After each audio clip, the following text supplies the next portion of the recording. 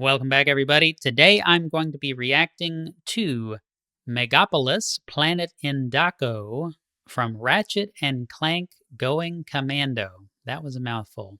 That sounds like a good time to you. You are in the right place.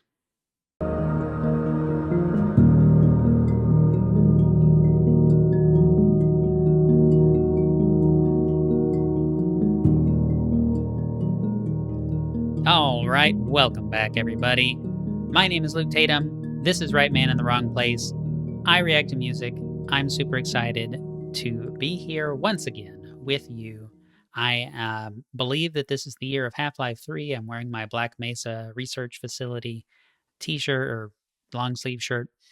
And today we're going to listen to something I don't know anything about, Ratchet and Clank. So Ratchet and Clank Going Commando, I understand, is the second Ratchet and Clank game. I am going to keep this super short. We'll talk about it later, but I never really was a PlayStation guy. I have only ever owned Shadow of the Colossus and God of War, and that's it. And I haven't even finished either of those games. So, very, very, very out of the loop when it comes to PlayStation stuff, especially if it was never on another platform. But this is Megapolis Planet Endako from Ratchet and Clank Going Commando, which came out in 2003. Now, this was a request on the request form at Buy Me a Coffee. It's from Bruskee. So, Bruskee, thank you very much. It's not a donation, it's just a request, but it's caught my eye. I wanted to check it out. So, he put a huge note on here. Apparently, this is like a Megapolis, as the name would suggest. It's kind of a cityscape type thing, urbanized hub for the main villain to manufacture weapons, something. So, a lot there. I'm just excited to check it out. So let's listen to music. We'll talk a lot about it as we go.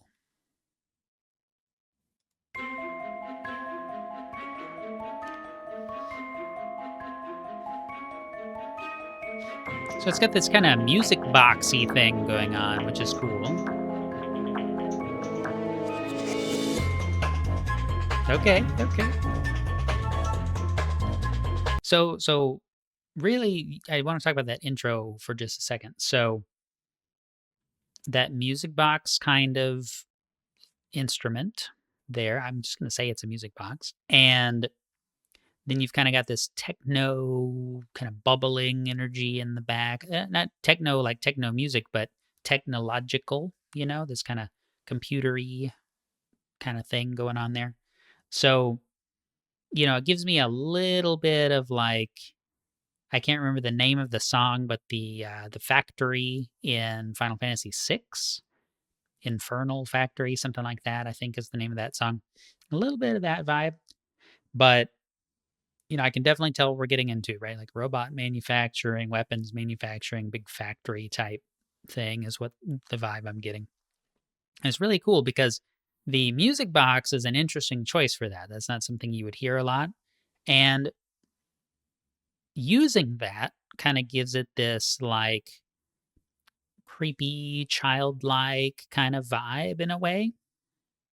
I don't know if that's intentional, but that's what I'm picking up. Okay, let's start at the beginning. I really want to listen to this further now. Of course, strings. Gives it a little bit of high tension.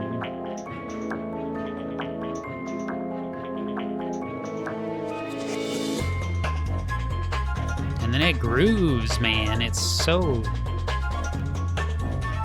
I like that bass.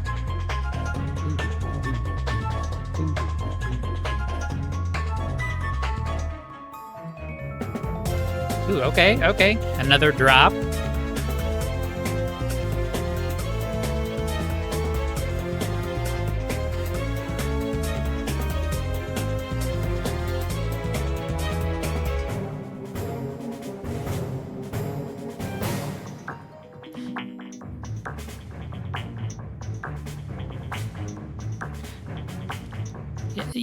So and I'll back it up, but there's a little bit of a, it's like a military sounding snare. And so it's kind of understated, to be honest, in these headphones anyway, but the snare that kind of military style snare, that evokes the kind of militaristic portion of this. So you've got distinct musical elements to evoke distinct things, which I always appreciate. And the requester in their long write up for this, Bruskee, said the composer does an excellent job of setting the stage with things. By the way, if y'all can hear my rooster and this is your first time on the channel, hey, guess what? We got like 7 roosters and they just make noise. So, I apologize. But I want to back it up a little bit. This is only a 4-minute song, but there's a lot here. And, we got that double, I don't want to say double drop. That's not really a thing. But, I expected us to kind of get into that groove and stay there for a while, and then we didn't. And that was really cool.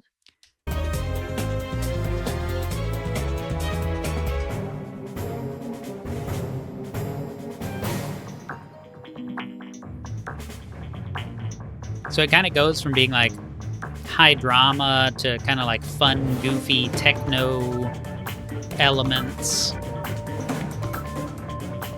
Kind of building with this synth pad here. Much more dramatic, much more intense. Snares a little bit mixed up.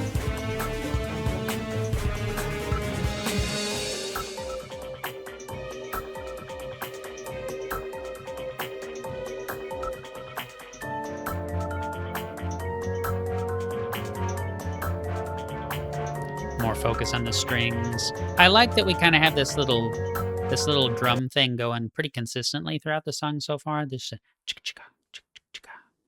I'm not playing the part exactly, but just a little bit of a light little electronic percussion just kind of throughout the song, and it helps unify all these different sections a little bit. It's really, really nice. There's a lot of cool stuff going on here. The composers' names, by the way, I forgot to say at the beginning, David Bergio and Niels by Nielsen, which is a super cool name, Niels by Nielsen. It kind of sounds like a cologne line, right? It's like Niels by Nielsen. That's not how it's spelled, but really, really like it. Really, really like it. Let's keep going.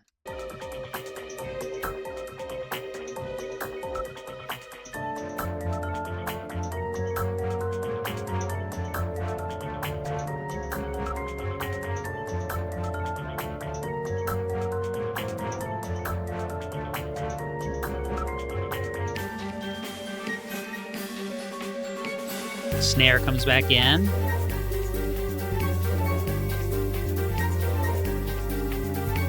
Kind of like a low brass kind of thing that's real hard left hand. Kind of bubbles up.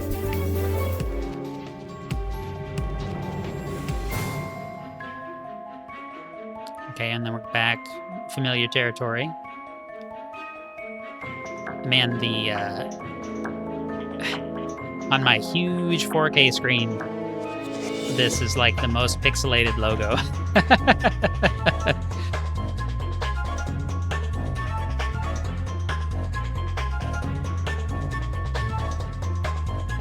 That funky bass line back. It's not really funky, but it's good. It's nice and it's mixed up, and I really like that.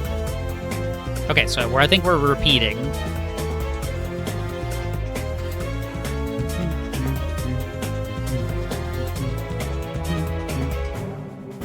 I like the slight rhythmic variations in the that lead string line.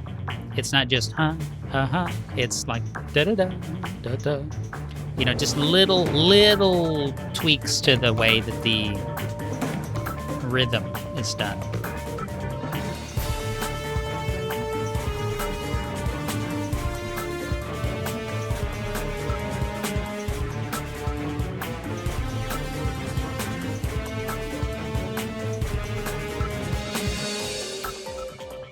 This is probably my favorite part of the song right here. This kind of like satellite, like knocked into outer space kind of a thing. It's very spacey, and then it comes back in. The strings kind of ground it a little bit, and you get back into the factory or the city or whatever.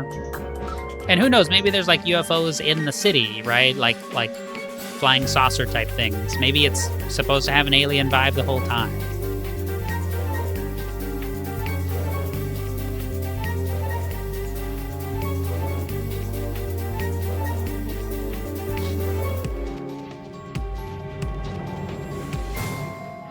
A lot of, oh, I guess I'll just finish the song.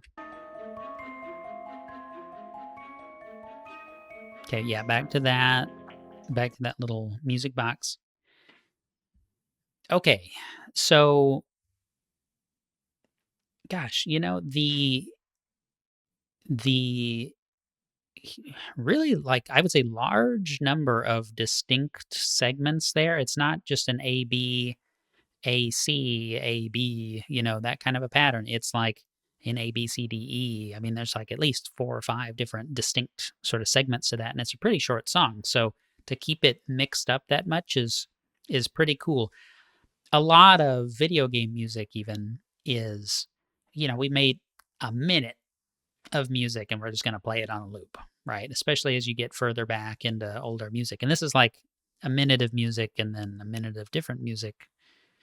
Or, I mean, not even that. It's more like 20 seconds of something and then it switched to a new groove and then it switched to a new groove. It's really cool. And I could see that, kind of leading to that cityscape kind of thing, because cities are all distraction and flashing lights and signals and alerts and, traffic and billboards and all that kind of stuff. I don't know if it's like a corporate slogan type city or if it's like a just strictly a military factory thing. I read the text from the requester here, and so I didn't want to like read it super thoroughly. I skimmed. I didn't want to read it and have a different impression of the music because of what I read, if that makes sense. So, gosh, I'd love to hear more from this composer because it's really nice. I've never heard of the 2 composers, Bergiod or Niels by Nielsen. I don't know what else they've worked on, but that's pretty cool stuff. I mean, to be totally honest.